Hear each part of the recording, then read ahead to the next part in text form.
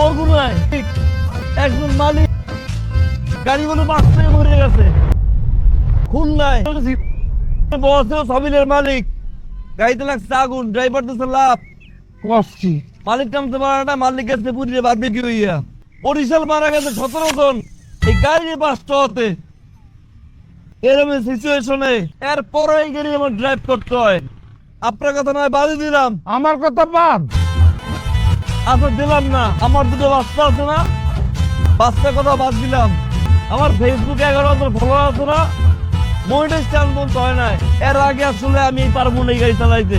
আপনি আমার মাফ করেন স্যার, আপনার গাড়ি আপনি চালান, আমি আমার মতো বাড়ি যাই। পরে ভালো থাকেন স্যার, আসসালামু আলাইকুম। গাড়ি যেহেতু পুরান হয়ে গেছে, সমস্যা হইলে তো একটা সমাধান করা লাগবো না।